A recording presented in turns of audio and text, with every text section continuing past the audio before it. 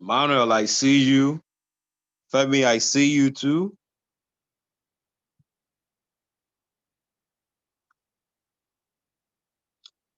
I see you both. See you.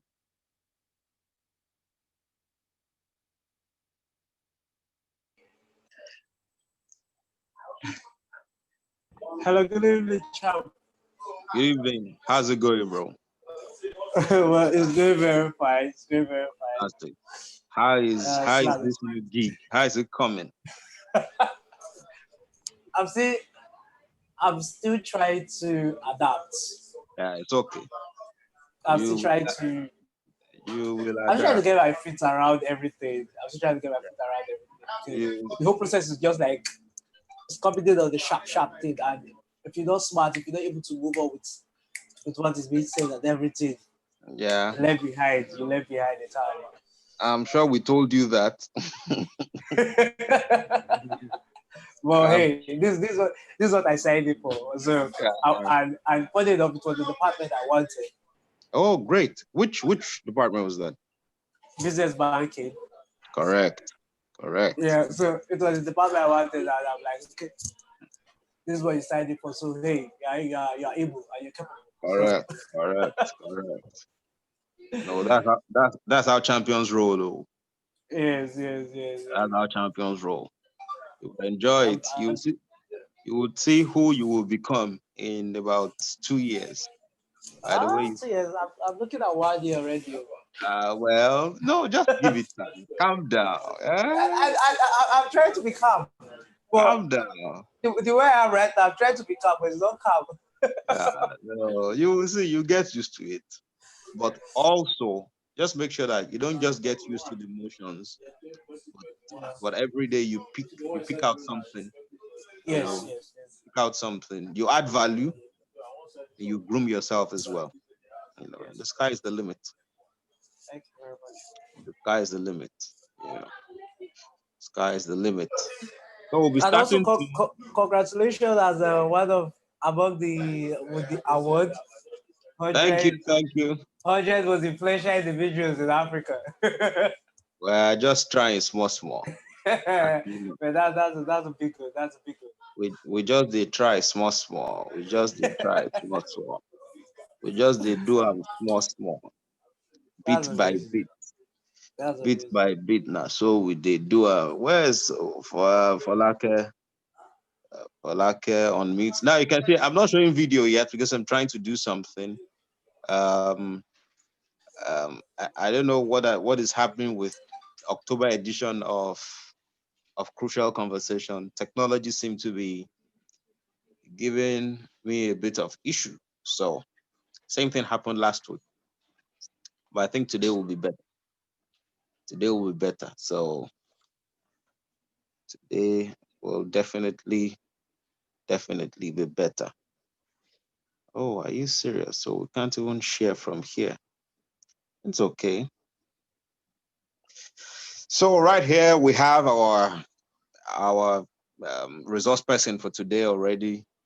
Fola will be reading about him in a short while. Fola is the co-host for October. If you've been following this show for the past couple of months, you will realize that we started having co-hosts some months ago. So for this month, Fola is my co-host, and I'm sorry you've not been seeing her face. It's because of something we've sorted out today. So as from next week, you'll be seeing her face on the flyer. Not just that you will see her pretty face this evening, no, you will see her pretty face this evening, but you'll be seeing her on the flyer from next week. Fola don't blow. Hey, Amen. Fola's Oh, blow. amen. Fola's blow. Is now just they should just be asking for your account number going forward now. You know, so that they can be crediting it. And I hope you have naira, dollars, pounds, um, all the currencies, so that they can be crediting. And also let them know that you only take a minimum of $1,000 credit. So anybody that wants to do less, they are not your target That's not your target market. Mm. Because you are too much. I'm all for Because that. you are too much. Too much. Too much. Well, unfortunately, again today, our friends on Facebook won't have the benefit of seeing this live, but they will get it when we are done. We'll share it. When we are done, they will get it when we are done. So we can't. We're sorry, we can't help them beyond that. They will get it when we're done. Yes. So right there, that's my face right there. So hello everyone. Good evening. Welcome to another edition of Crucial Conversations. So we created Crucial Conversations sometimes in April this year, during COVID when the lockdown started. And the purpose of Crucial Conversations is to bring people together, to bring resource persons together, to share insights with us on how we can improve our performance, even post-COVID. I promised you that you will see Fola's face, and now you can see her face. Oh, right there. Oh, sorry, I forgot the adjective. You can see her pretty face right there. The $1,000 face right there. $1 million, I'm sorry, the $1 million face right there. So for the month of October, we're focusing on Nigeria, right? Focusing on Nigeria, and the discussion is around our aspirations, Nigeria today and tomorrow. And when this started, when we chose the topic for October, we were not thinking about NSAS. We're not thinking about the protests, everything going on right now. But we believe that everything going on right now, what young people are doing on the streets right now, it's part of our history as a nation, and it is something that we hope will propel us and properly position us in the League of Nations so that all the redundant systems, if you watched my interview on TVC yesterday, we were talking about NSAS and everything going on. And I said that for me, it's not just about the Special Anti-Robbery Squad. For me, SARS is actually and the systemic acrimony we're experiencing from redundant systems. Now, what's social acrimony? Anything that is causing grief. So it's not just about the police, it's about education, it's about many other things. So I was about to hand over to Fola, and then she disappears from my face, and I know she will reappear again very soon. And Fola, you need to unmute. Right. So yeah, Fola, so say hi to us. Let people. Hi, good evening. Hello, good evening. Hi. Fola is a YouTuber.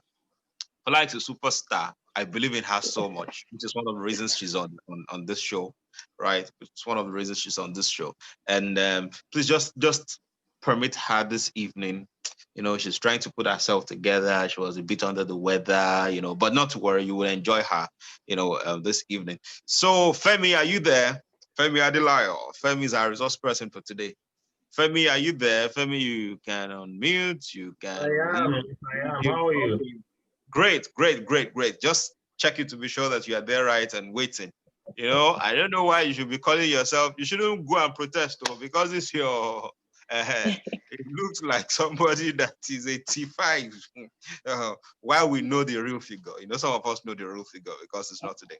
Okay, so as we get into the conversation today on our hopes and aspirations of Nigeria, and Femi will be sharing his perspectives. Fola will begin by reading Femi's profile. So Femi presents, and then Fola will engage in the Q&A again, and we'll just have a great time. And for everybody in the room, it will be you can contribute, you can ask questions, you can make comments, but that will be after Femi's presentation. So welcome again, everybody. Welcome. Wow. Madam, you are joining us again, all the way from the US. Always, you're very consistent. But I'm glad thank you for joining in. Frederick Rubo, thank you for joining in. Emmanuel Bambawo, my guy, you are. Thank you for joining in. So let us all contribute together, learn together from this session today. So, Fola, I hand over to you. Thank you, sir. Thank you very much. Good evening, everybody, once again, and welcome to Crucial Conversations. My other has introduced me. My name is Folakemi, and it's an honor to be here again today. Hope all of us are having a wonderful day and answers. So to our speaker for today, his name is Femi Adelayo. He's a personal development coach, communications consultant, professional public speaker, empowerment and relationship therapist. With personal coaching training from the Coaching Academy UK and neurologistics programming training at the Oluwafolakemi Academy, Femi is passionate about training and working with people to bring the best out of them. He is a lead consultant at Mestria Consulting with a mission to continually improve capacity development across the African continent. Through this and other platforms, Femi coaches and trains individuals and organizations, deploying unique skills to achieve continuous improvement and confidence building. He often speaks at various events, either as an eloquent director of ceremonies or as a speaker focusing on issues of communication, relationships, confidence building, and human capacity development. Femi is a competent communicator and a competent leader with Toastmasters International and a member of Global Speakers Federation. He's an authentic lover of music, languages, and travel, and he believes in the unyielding ability of the human person to do the impossible with belief, work, and continuous self-development. Femi is married with 2 lovely children. Welcome, sorry, Femi. It's nice to have you here. Sorry. He's gone. I was just reading and I'm seeing that we have a lot of things in common, but then is where Are you? Well, you have a lot of things. So no, I'm just saying. I'm just saying that. I mean, okay. I'm just trying to know because I have not collected any money from. No, people who are. Please continue, please. Yeah, so welcome. You're very welcome, Femi Adelayo. It's nice to have you here. Great. Thank you. Thank you very much. So over to you. Please shoot. All right. Thank you very much. I'm just gonna. So I've been asked to talk a bit about my hope for Nigeria, and really, this is an interesting topic for me. When you say what's my hope for Nigeria, so about 10 years ago or so, Abiola and I were on a reality show called The Debaters, and at that time we had this, I still do. There was the burning passion to have conversations and debates that was going to change the landscape of our country. And those passions and those desires are still there. But really, what will be my hope for Nigeria? Really, what is hope anyway? Hope is something that we look forward to, that we will have based on an expected end. Nigeria is a great country. Nobody can doubt that. 200 million people, 300 languages, unique languages, about 254 mineral resources. About 60% of those mineral resources can actually be converted into money. 60% of the population are young, below the age of 35. You name it. An amazing country, vegetation, land, human capacity. But everybody says we have a problem of leadership. Is it just leadership? Is it a problem of followership? So what will be my hope for Nigeria? My hope will be that Nigeria becomes better. A country that uses its resources to serve the 200 plus million people. A country where the hopes and the aspirations of the people don't die even before they are born. A country where our lives can actually have meaning. A country where everybody is respected. A country where the dignity of life and human existence, is actually not just captured in the Nigerian spirit, but lived through our experiences. My hope is that Nigeria, as it is, will change politically, economically, and intellectually.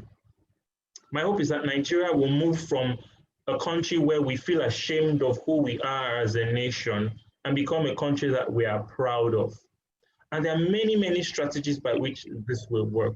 Part of it is the fact that if we look at if we work on the things that unite us more than the things that divide us, things like religion, ethnicity, politics, they tend to divide us in many ways, but really nobody can say, you can't change the fact that these things are part of human living and human existence, and every country has their own fair share of it. But what do we actually give for the development of this country? What parts can we play? So it's easy to blame the politicians, it's easy to blame the governors, it's easy to blame all those people who are in power, but everyone who is listening and watching has the opportunity to truly play their part in making a difference for Nigeria. So what is my hope for Nigeria? I often say, I hope that my children, my two lovely children, will grow up in a country where they can actually be proud of, truly, truly proud of. I look forward to them growing up in a country where they don't have to run away, because I have a lot of friends and relatives who believe that the best way out is to go to another country, and they're not even doing it for our generation. They're saying also that my children can have a better life. The population census of the world, research has shown through population estimation that in 2050, Nigeria will be the largest population in Africa and the third largest population in the world, which means that 1 in every 4 Black persons, 1 in every 3 or 4 Black persons will be in Nigeria. 1 in every 5 citizens of the world will be in Nigeria. So that's a huge, huge population. Now, what is going to happen to this population if we do not develop and build our country? Agriculture, mining, mineral resources, education, intellectual discourse. But above all things, what I believe that we could really, really work towards improving is the structure of our country. The structure of our country is flawed in many ways. Now, if we can go beyond playing lip service to the structure of our nation and actually build the proper structures that will last for a generation, then we can actually have a country that works. I hope that Nigeria will be better. I hope that we will work for Nigeria to be better, because this is the only country that we have. Some people may have 1 or 2 passports, and then they can leave if they want to, but that will be about 1% or at most 2%, but the 98% really have nowhere else to go, nowhere else to call home except Nigeria. So that is my hope for Nigeria, that Nigeria will be better economically, intellectually, in the utilization of our resources, in the empowerment of our people, in the freedoms of the mindsets. I mean, the last few days, there have been the NSAS protest, and it has been an eye-opener, because every generation has their own share of activism. In the 60s, 70s, about that, we had the Ali Must Go University riots and the demonstrations, where those who are grandfathers now were students then, and they fought against oppression. In 1992, we had people who were who fought for the for democracy after the annulment of the June 12. That was some almost 30 years ago. And they are fathers now, really. Some of them are grandfathers. Now we have a generation of younger people fighting for another thing that they ought to fight for. Above all, they are fighting against injustice.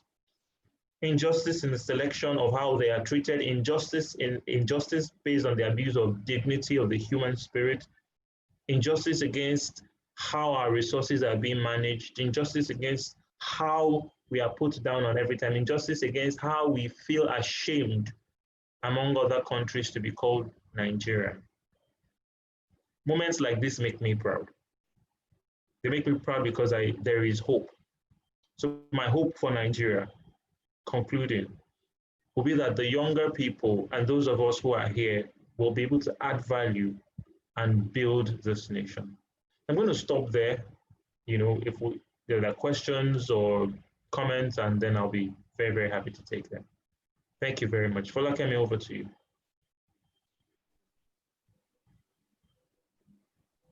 Yeah, thank you very much, Femi. I was just writing that I don't think this conversation could have come at a better time than now, because now is interesting to see. It is amazing to see that my generation, and I'm very proud to say that it is my generation, is coming out to fight. It's coming out to take a stance and say, no, we're not having this anymore.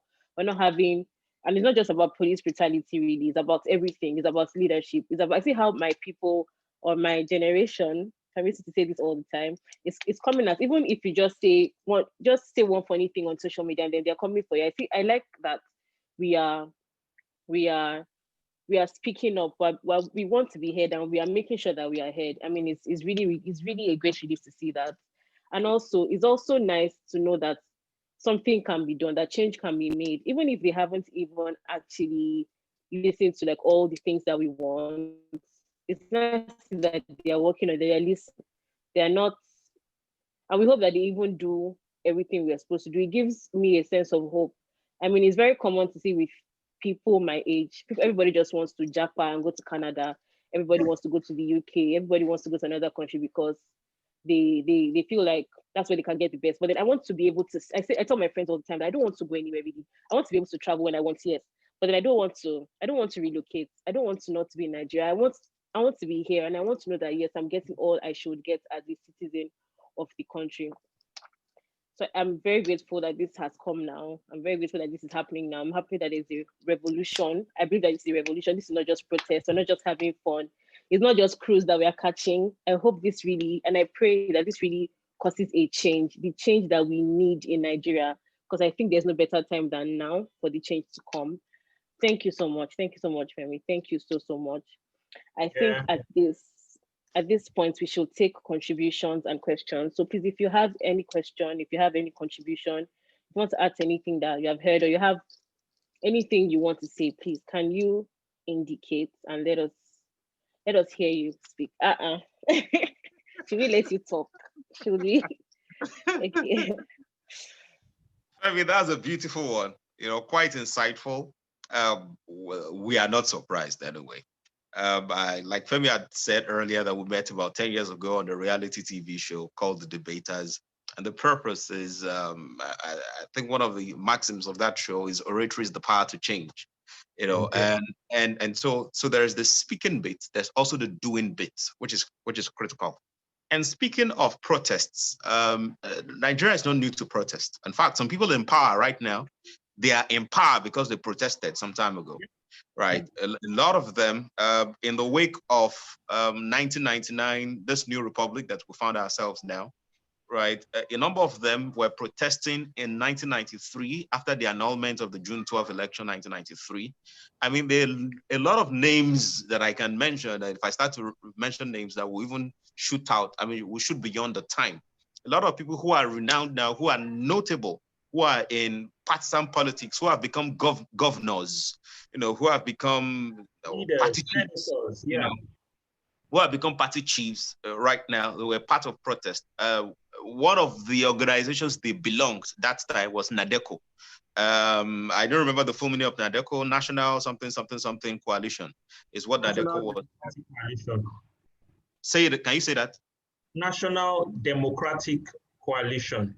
Okay, yes. And the purpose was to install MKO, as president, because he won election in June 12, and then until August 27, 1993, that's when Babangida handed over to Shoneko instead of handing over to MKO Abiola. MKO Abiola was incarcerated. It was November 17th, 1993 that Abacha took over. Now I know this date by heart. Why? Because not because I was voting. I wasn't even eligible to vote. I wasn't old enough to vote, right? But I followed the story religiously. So November 11th, November 17th rather, 1993. That's when Abacha took over from Shoneko, and there all NADECO, all of these people started protesting from around that time, 93 to 94 to 95 to 96 to 97.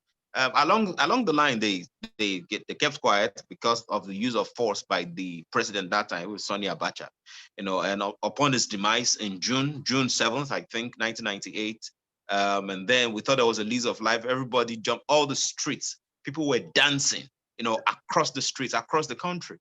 That's what the report said, right? Across the street, across the country, across my street too. I saw people dancing. I got to learn about that news around 7 p.m. and I saw what was going on even in my street as well. And we are taught that, okay, there's a new wave, there's a new wind blowing. So this guy is out, and Salami came in, and then they started talking about handing over to a civilian government in about 9 months. And that promise he made, he actually did. He handed over. Unfortunately, the following month, which is July 6th, MKO died. The following month after Abacha died, MKO died. Now, the people that were protesting before, a lot of them came out again. And towards the 1999 election, more of them came out. Some of them became governors. Oyo State governor was part of the person that became Oyo State governor at that time. Lamadishino of blessed memory was part of Nadeko. Bola Tinubu was part of Nadeko. Adefarati of Ondo State was part of Nadeko. All of them that became governor, that emerged as Segun Oshoba, yes. All of them that emerged governor in 1998 in the Southwest were part of NADECO. And a number of them as well who emerged as senator or House of Rep, not just in the Southwest, in the North, in different parts of the country, were part of that. And these guys were protesting. Now, protest is not new. I remember in not too distant, was it 2011 now, 2012, January 2012, during the subsidy removal protest, that also became a real issue, one of the biggest defining issues of Goodluck Jonathan's administration, right, was that subsidy removal thing, which is why he established SURE-P later on in 2012, that was chaired by my mentor, Dr. Christopher Kolade.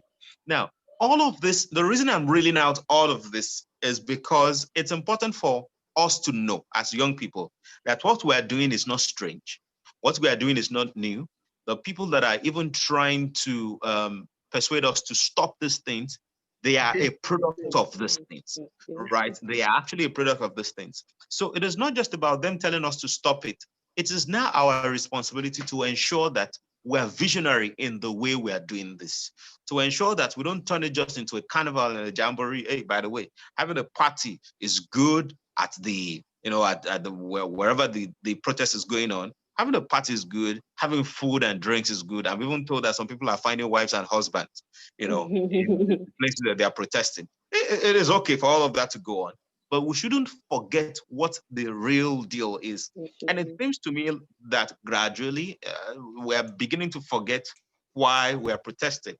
Some days ago, got to know that some people were called to a table to have a negotiation. People that never endorsed this NSAS thing from the beginning, and people that never even came out to the streets to do any protest. Some of them, they were just tweeting in the corner of their rooms. Some of them didn't even tweet or do anything at all until they saw that this can become an opportunity to cash in, which is one of the drawbacks even for young people. Because we're complaining, we're saying a lot about how there's bad leadership, how there's mismanagement, how we're being maltreated. And this is not just about, I've said this earlier, it's not just about SAS, not just about the police. While I'm talking, please, if you have something to say, a question to ask, please raise your hand and Folakemi will stop me, So, so while we're talking about bad governance, while we're talking about bad leadership, while we're talking about being maltreated as well, it's important that we don't as well, condone what we are condemning. We are condemning this wrong behaviors. It's important that we ourselves, we are not a part of it. Some of the exciting things I've seen online, they'll say, oh, there's free legal services on ground from young people. There's free medical services on ground for young people. Or something happened and then there's an ambulance that young people provided. Even after the protest, some young people were cleaning up the place. These are amazing things to happen, right? Other things I've seen are things like, there are valuables in someone's car, and then another young person who doesn't know this individual stood back to watch it. And so there's no theft, no theft, no fight, no rape, none of those, nothing violent is happening. And I think that's a great thing. And we shouldn't just make this about the protest alone. We should also continue to do these things even as we continue. Because one of the biggest issues that the older generation have with the younger generation are these vices that are prevalent, right, among young people. Yes, the truth is that vice is prevalent among old people as well, because at some point in time, they were as young as us, right? And then they were doing it and they did not stop. And by the way, the fact that you shave my beard and wear a different cloth for me doesn't mean I have changed. My outlook could change, but the person on the inside is still the same. And there's a difference between age and maturity. The fact that this is now gray, and maybe I have gray hair as well, doesn't mean I am now mature. Somebody said that growing old is mandatory, but growing up is by choice. So that we will grow old, yes. So there are some people who have grown old, but it didn't mean that they grew up. But what we want to do so that the protest we're engaging in now, so that our own children will not protest on the same issues. I'm not saying so that they won't protest tomorrow. Protest is a tool for change. It is okay, right? But so that they won't protest on the same issues, because if we date back to the different kinds of protests that we've experienced in this country, the issues are similar. It was subsidy removal in 2012 or thereabout. Earlier in the year, I remember seeing plaques from Redeemed Christian Church of God, Papa Adeboye carrying plaques around, maybe February or January earlier this year. The issues are now what everybody's talking about may be different for each of those protests, but if you check it, the issues are the same. It is about gross mismanagement. It's about leadership caring for the country. It's about leadership caring for the country. It's about not maltreating people. It's about not allocating resources based on ethnic bias or religious bias, and some of the things that Femi talked about earlier today. So it is important for us as young people, as we are protesting, as we are asking for real change, not just the promised change, as we also want the government to improve, it's important for us as well to take personal responsibility. What we want is to put an end to social acrimony from redundant. Let me even add that part of the conversations that I often have with people is the challenge with Africa as it is, if we would call it a challenge, is that we're not wired in a democratic mindset. So even for those who protest, they protest only as long as, I'm talking of the people Abiola has mentioned, those who protested in the 70s and those who protested in the 90s, protest only for that moment where they are fighting that injustice. But many of them have gotten to the positions of power now. They are the ones they are now telling those who have been fighting injustice to actually stop fighting injustice. There is also a huge need for the young people, for young people like us and young people everywhere who are having these protests to have some sort of synergy, because there is this cool, yuppie, hippie group of people who are in Lekki, protesting and trying to end SARS and all that. And that is fantastic. And then there are a lot of others in the shadows, as it were, who will be paid 1,500 naira. They will be paid 1,500 naira to go and break glasses, their windscreens. They'll be paid little money to just give them a bottle of alcohol or something, so that they can go into a protest, a valid, peaceful protest, and attack them and disrupt them. So we absolutely need to know, even as people who are protesting, how do you get these guys to understand the value of the struggle? Because over the years, you would find out that the people who are having this struggle, who seems to be at the forefront of the struggles, are young, educated graduates, intelligent people, bloggers, IT people, young people, lawyers, doctors, so where are all the so-called, how many of the artisans and the unemployed and so many of them in the corners of Lagos and all parts of the country, how many of them are a part of these protests? Because then it would look as if the protest is only for a certain kind of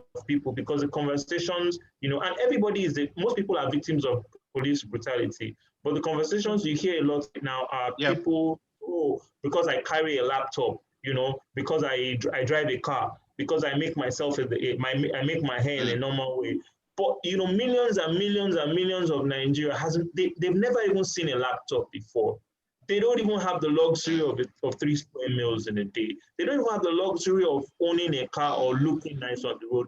All they are concerned about is what to eat, a place to sleep, and probably just live till the next day. So many of those who, the conversation has to move beyond hashtags and Twitter. The conversations have to move beyond hashtags and Twitter, because look, if you were to take a huge demographic and say, okay, how many Nigerians are on Twitter? I don't think it will be up to 5% of Twitter, right? So a lot more people have to understand what the struggle is about. That's one. Two, the second thing is there is no struggle, whether it was revolutionaries or Democrats or progressives, that have moved forward with a unified agenda where the people did not have organic leadership, points that everybody can capture and say, this is what we want, this is where we are going to. The challenge with, if you've looked at in the last 2-3 years since the Arab Spring of 2010, and people can take a cue from it. The Arab Spring toppled governments. And how did it start? It started with conversations about lack of basic amenities like food, and then it moved to rising food prices, and it moved from rising food prices to government rule. It moved from there to we don't want dictators. And the Middle East today has still not recovered from the Arab Spring. Now, transition to the last 3, 4, 5 years, where there has been demonstration, whether it is in Myanmar, whether it is in Bangladesh, whether it is in Indonesia, whether it is in Venezuela. Even with sanctions, governments have found ways to, in spite of protests, sit tight and press down the people without actually having valid reforms. So it's important for organizers and participants of End SARS, End Police Brutality, End Injustice, End Bad Spending, End whatever it is, to understand that we must have a strategic action plan, unified position on the things we need to change. Because there are some fights that we will fight now. The fights that are structural, we must fight. And then we will build on it. So unless and until we do that, it will look as though, okay, because now everybody's going to ask you, oh, you said you didn't want SARS. They've banned SARS. All right. You said, oh, you wanted, no, you said, oh, you wanted SARS stopped. They've done that. Everything you've asked for, we've done for you. So what next? Do you understand? So why are you still protesting? And I often like to use the term of a quote by Otto von Bismarck. He was a Prussian chancellor a long time ago. And he said, woe to the statesman that wages a war, that when the war is over, the reason for waging the war is no longer relevant. I mean, to translate it in simple terms, it means that you say that you are going to fight a war, and then the reason why you gave to fight the war was, to use this example, you are protesting because of police brutality. You say you don't want SARS. And then the government has said, okay, no more SARS. We're agreeing to all your demands. So what next? Because at the end of it, there's a chance that it is easy to look unserious or ridiculed. Because like Abiola also mentioned, people who've been having conversations at the back end, having meetings, accusations back and forth. Who are the leaders of the struggle? We have no leaders. I can't fathom why you would have an organization that will not have leaders. I know that we're afraid of, we're concerned about how those who have represented us as leaders in the past have betrayed the trust of leadership. But the fact that people have betrayed the trust of leadership does not prevent that there must always be leaders, and there must always be those who help the leaders succeed, So there must be, where are we going to next? How do we make this thing work for Nigeria? Beyond police brutality, how do we get the structural reforms done? And that everybody who is young, should be a part of the political process, because right now, a lot of laws are passing through the assembly that until they get signed, before we start to make noise about them. So who's talking about these laws? Yeah. There's some that they talk social media bill and hate speech bill. And people talk about this because you seem to be preventing somebody from tweeting, and if I tweet and then I say something and you make me pay. But what about water resource bills? What about karma? What about all the executive actions, governance by fears that state governments and federal governments are putting together that they shackle us, and at the end of the day you might win the battle, but if we don't have a strategy, we may lose the war. So what is our plan? So I'm open to taking questions, comments and things like that. Folakemi, Abiola, over to you.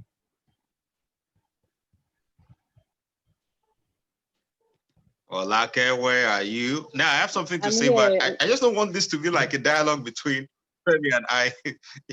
I don't want this to be like a dialogue between Femi and I. Speaking of comments and comments. Yes. Yeah, go ahead. Speaking of leadership, right? Speaking of leadership of the group, some years ago, I know of a gentleman who started this NSAS thing, a Sega.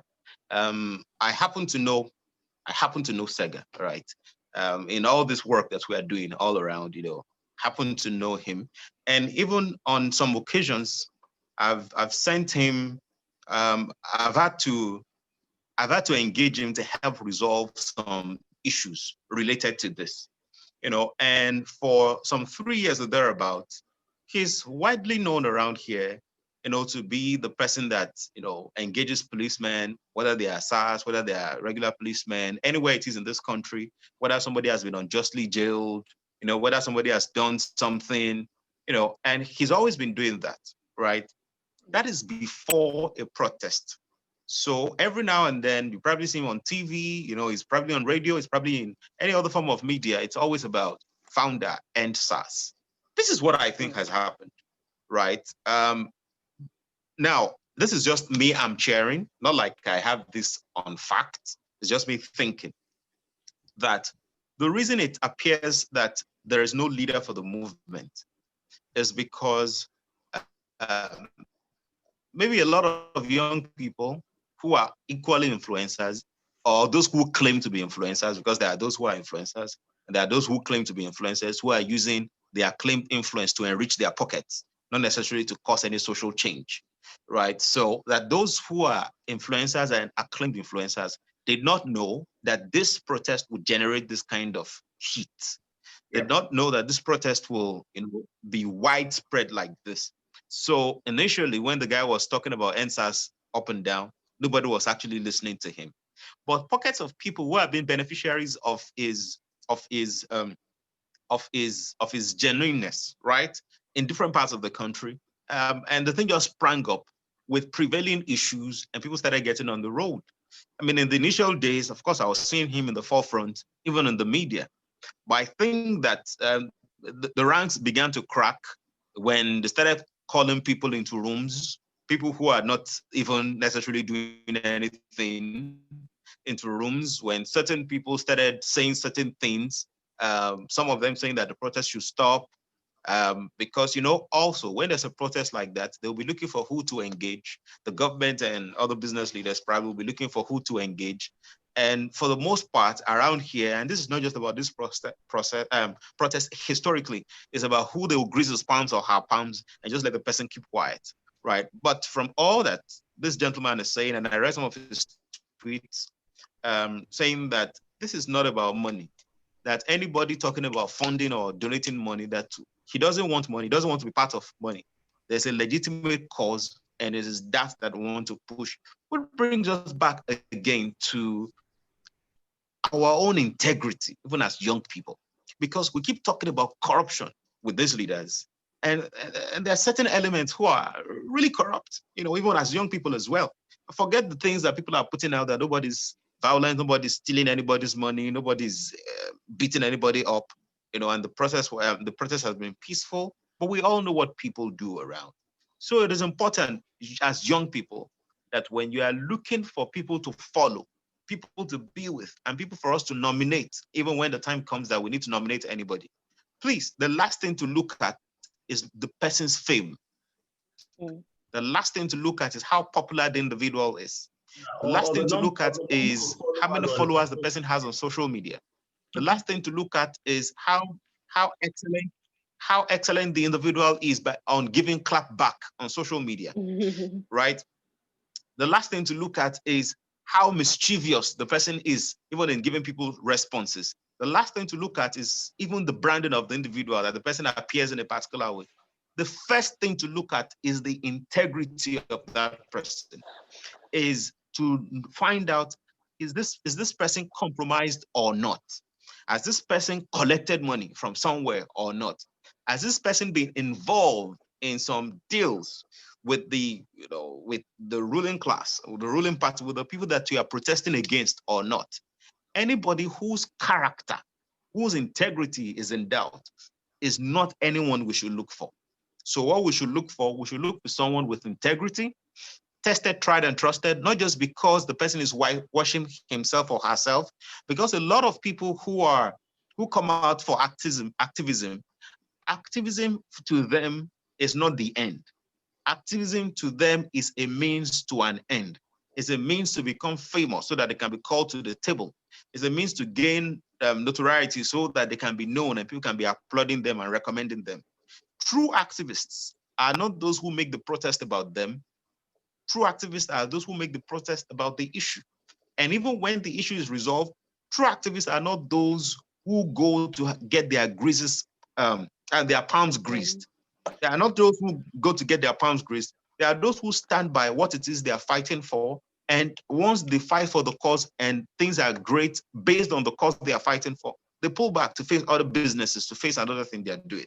So it's important that we're not swayed by anybody's popularity. It's important that we're not swayed by the number of followers and the kind of media anybody has, that we're not even swayed by the number of friends and the kind of celebrity friends or rich friends that anybody has, because all of that are pegs people use that they've used over time in this world to deceive other people. The biggest thing that we should be looking for is who we can trust. And the person we can trust doesn't have to have led a 100 billion naira organization. Even if the person has only led a 500,000, a 1 million naira organization, the process through which the person did it, how the person committed to integrity. See, we are not lacking in competence in this country. We are competent people. We're not lacking in competence. Competence is not the issue. Competence is not the issue. Even courage is not the issue. A lot of people are courageous.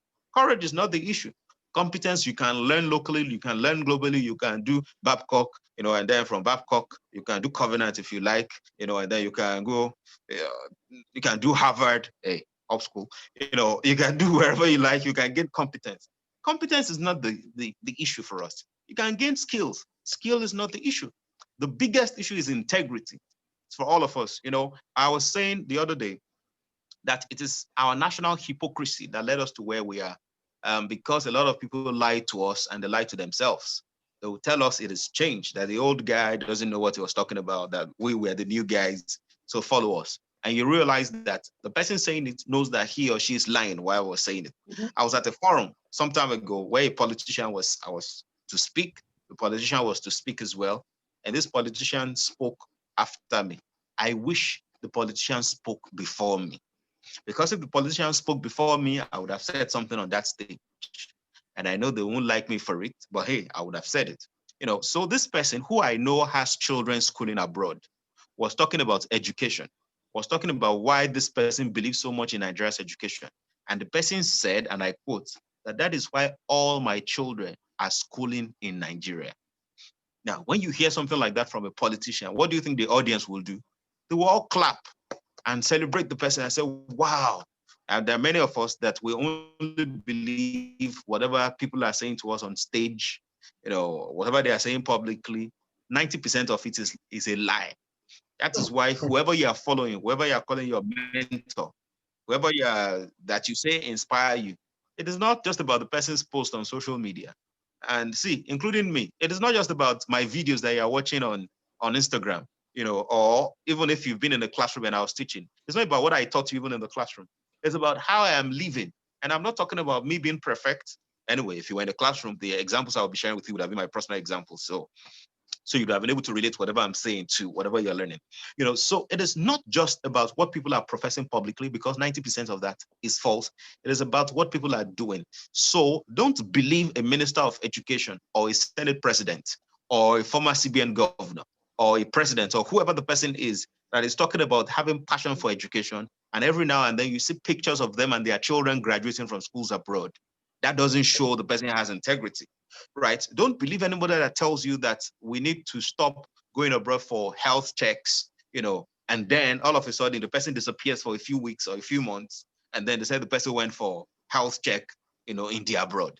So you want to pay more attention to what people are doing, not just what they are saying. So that is important for senior people. That is important for young people as well. Looking at what they are doing, not just what they are saying. Okay. Thank you, Abiola. Great, great. Thanks. Thank you. Thank you very much. You're Please, welcome. I don't want it to be just, is there anybody else that wants to speak or that Not to wants to worry. maybe I will call people out now. I will call them out. please, I'll call them Ask a question. out. Okay. Yes. Oh, but I'm glad this has raised her hand. Thanks. Before she speaks, let me tell you a little bit about her. She's based in the US, and there's hardly any Zoom session that we had since COVID, whether it's crucial conversations, whether it's upskill, whatever you like, call it. So far it's a champ session, she's always tuning in. No matter the time, even if the time is, even if they are at night there and we are day here, she's always, and she's consistent. She's consistent. Thank you, Yes, I'm happy to be with you all. It's always a pleasure. I enjoyed seeing the young ones. I'm a young babe myself, but I still prefer I Hey, prefer grandma. seeing the young ones being active and leading. Already working into leadership to see improvement in our country. Even most especially your crucial talks and so on, there are issues that actually deal with life and changes for the future generation. So I'm always happy and proud to join you. Now, talking of the present crisis in Nigeria, I believe the youths have the right to protest Yes. against SARS because those people are killers. They are not police officers. They kill people. They are looking for money, whatever way.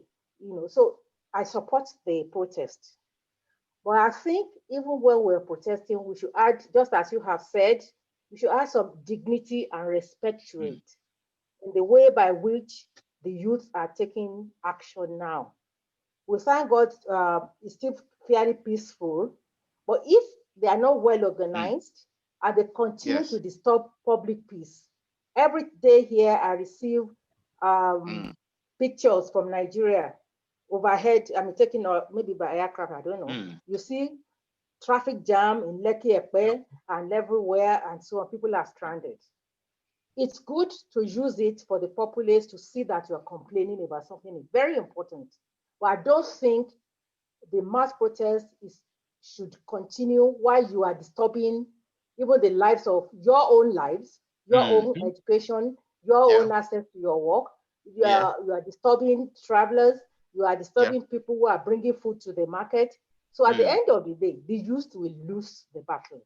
So what I would suggest is that if youth, I don't know how they get themselves organized, but they need to just get a good forum, a few representatives, send an invitation or a letter or whatever to the governor of the state. Well, if you choose to go to the governor's office politely and sit down, representative, and discuss your passion. Discuss what you are complaining about. That is when you can have positive action and result from the protests. I mean, we have experienced protests in our years when we were in University of Ibadan in the 70s. We had to fight so many. But at the end of the day, you make a protest, public protest for 1 or 2 days. But if you continue to stay on the road and you disturb even your own parents and your friends from getting to work, then everybody suffers. At the end of the day, you get nothing. So my advice to the youth, I don't know who is organizing them, is that they've been on the street for 2-3 days now. It's now time for them to find representatives among themselves. I don't know how you will choose it because I don't know those who are actually on the road, who are coordinating right now, and say, okay, these are our issues. Let us talk to our governor. Send a letter of invitation to your governor. Go and have a private meeting with the governor. Then let them do that in different, or maybe you prefer local government officers, I don't know, whichever. We should now you should have a structured way of making your protests, your annoyance, your grievances, and your demands as youths. Okay, you've muted yourself, ma. Hello, ma. You've actually muted yourself. I hope you can hear me. I can hear you. Okay, sorry. Okay. Maybe I just touched the button. Okay, so the summary of it is that fighting on the road will not solve the problem at the end of the day. A lot of even innocent people can still be hurt or killed or disturbed wherever. I think it's time. I agree with the reasoning for those protests. Do you understand me? So I think it's time now that the youth should get themselves organized. Whoever starts this protest, it's now time to communicate. Staying on the road, disturbing the peace of other Nigerians, not getting to work. Maybe a doctor is running to the hospital, you can't get to the hospital to treat the patient. We will all suffer directly or indirectly. So now it's time, organize yourself into groups. We used to do it in those days, I said, in the 1970s when I was University of Ibadan. Were you part of Ali Must Go, ma? Were you part of Ali Must Go? Yes. We will organize ourselves. We make noise on the road for a short period. Then we'll organize ourselves, send representatives. Okay, from this university, send 10 people. From that group, send 150 people. Then march to the governor's house peacefully and have a meeting with the governor. You know, once you can reach that for the governor, that shows also that you are not just hooligans shouting on the road. You are people, you are youths who have intelligence, you have education, and you have to use those powers to fight your battle. So that's my suggestion, that we need now to talk to the authorities and let the people, other Nigerians, feel free to go about their business on the road. Because if you continue at this rate, it will become violent and innocent people will die. And we need to avoid that. So God be with all of us. We are praying for you. We all want peace in Nigeria. We know that Nigeria youth have been cheated, but we need to talk out in an organized way. Some members can even go on TV and as an interview, being interviewed on TV, representing the youth. Yes. You know, so that's my own, that we should do that, be more organized now, rather than protests that can kill us or make us disturb the whole country. Yes. Thank you. So thank you for bringing up that topic. It's very, very timely. Yeah. Thank you so much. Right. Thank you so much. Bye. Thank you so much. So it's about an hour. There are some more people that I would have loved to hear from. Fola has told you to send your questions. You were just enjoying the conversations. You did not talk today. But it's great that we heard from. It's great that we heard from Madam Gladys. Once again, thank you so much, ma. Thank you so much. Yes, ma. So Fola, I think it's time for us to draw the curtain. You know, to call it a day today. Fola, are you still there? I'm here. Okay, great. So I think you probably want to ask Femi for last words, and you two last words, and me two last words. Let me speak first before. Okay. Yeah. Let's. So there are a number of things that I have written down. Okay. A number of things that I agree with, and I think are very important. Like, we need to know what we are doing. We need to have an action plan. Let's not just come out every day and turn up to music and then just carry MTAS banners. We have to have what we are doing. Yes. And then I wanted to speak about the issue of, you mentioned somebody that I've been following for a while on Twitter as well, Segalink. And I feel like this protest doesn't want a leader. We don't want somebody that can be held and say this is the person that is the leader of the NSAS protest. We want let everybody be held accountable, let everybody be responsible, because we don't want our silence to be bought by one person. Because if they identify that Fola is the leader of this thing, they will be able to say, okay, let's give her some money, and then she will So we don't want to identify with one person as a leader. We want to hold everybody, to be held accountable. Some people have been asked on social media when the whole meeting thing came up, and then they'll say Jimo Esak, the guy that was shot in the Ogumo show, is their leader. That if they want a leader, they should go and speak with him. Should they killed him? So I think that is what they're trying to achieve with this, not identifying anybody as the leader. And then I think that's all I wanted to say. So I think Femi Adelayo should speak first, and then Champ can close it out for us. Thank you very much, Mrs. Gladys. Thank you very much. Thank you very much, Folakemi. Thank you, Mrs. Gladys.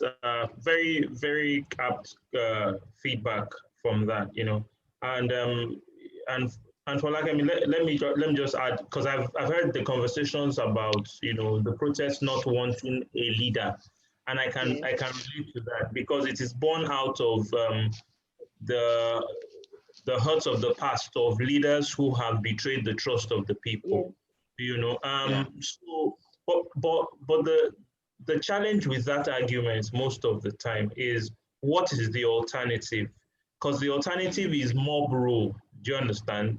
And mob rule most of the time do not, it's not as organic as we think it is. It just becomes the loudest voice might not be the most sane voice in the room. Do you understand? Just based on what Madam Gladys pointed out. So even if it's not a leader, right? It could be a committee. Do you understand? A group of people. Because I've seen Aisha Yesufu say, and I've heard, and I follow her as well. And part of the comment she made, for example, was that, look, don't call me to any meeting. Don't call Aisha Yesufu to any meeting. That she likes to be in the trenches. Find people who it is their core strengths, who are negotiators. Do you understand? Yes. Who have the skill, because really there is a place for the arguments and the activism, and then there's a place for a cool-headed yet vibrant negotiating conversation, because that in itself is an exceptional skill. So having negotiators say, this is what we want, and your negotiators go there, right? You constantly know what it is that you want, and then you follow up with them. So even if they are suspected of collecting money or to acquire, but you know what it is that you want. But they are the ones to speak to the voice. And look at, for example, sometimes you get to a negotiation, you win some, you lose some. But that's the reality of the matter. We will not win all the battles today. Mrs. Gladys fought her battles in the 70s. The current governments who are in power, who, for want of a better expression, are mistreating us now, they fought their own battles. We are fighting our own battles. Folakemi, you are fighting your own battles. Our children will fight their own battles. But let us ensure that the battles that we fight, we do our best to win the ones we fight, so that we don't have to pass on some of these battles to the next generation. Do you understand? So I hear that conversation of this movement has no leader. I understand where that is coming from. But it is coming from a place of, we don't want what has happened before. But as a coach and as a therapist, one of the things we ask someone is, don't tell me what you don't want, right? Tell me what you want. Do you understand? So what do we want? We want a change in our country. How do we get a change? We don't want a leader. It's like saying we don't want direction. We don't want people to cheat us. It's like saying because you're afraid people will cheat you, you don't want to, lose money. It's just like an MD that says, oh, because my driver is going to steal some money from the fuel, I'm going to be buying my fuel myself. You're going to end up doing, nothing. Do you understand? Yeah, unless you put in structures in place to minimize those risks. So wherever you are, Folakemi, you have the opportunity to point to everyone who is listening that, yes, we might not want one leader, but we can create a structure, a negotiating team to say, these are our negotiators who will speak with federal government. And like Abiola mentioned, there are a lot of people who were part of the young people that even this government brought in, they were the ones that spoke up for this current government that got them into power. They've been silent, now they are back. I'm not sure you want those people. You need fresh pair of eyes. Do you understand? New people who will negotiate your point, intelligently, logically, and clearly, so that Nigeria can go forward. And you can get a few of the older generation who share your view, but the reality is there is a disconnect between the generation. For most people, they understand, the older generation understands the reason for the protests, but they still do not understand where are you going next, and how to get there without destroying the system. So I'm going to end there, and thank you very much for having me, and it's been a pleasure sharing this. I hope that we have the opportunity to converse again. Above all, change our country. Thank you very much, Femi.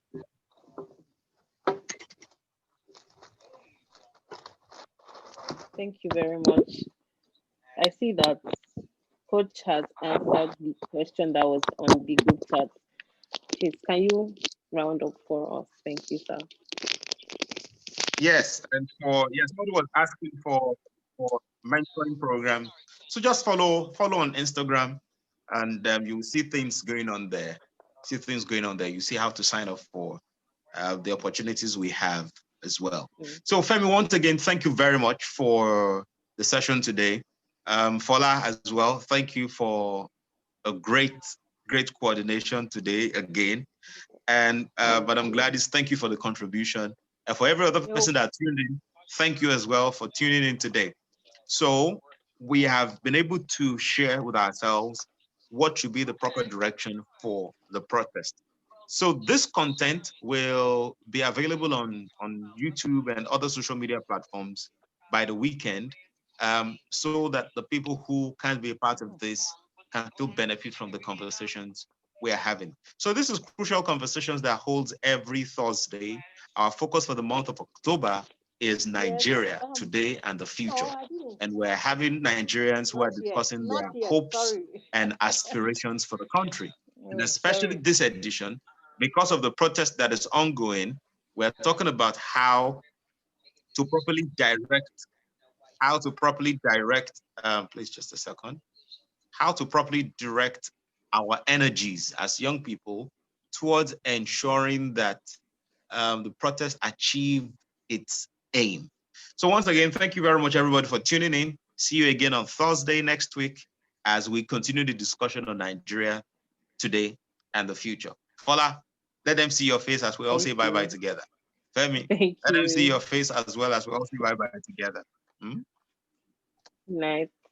Bye-bye. Thank you very much.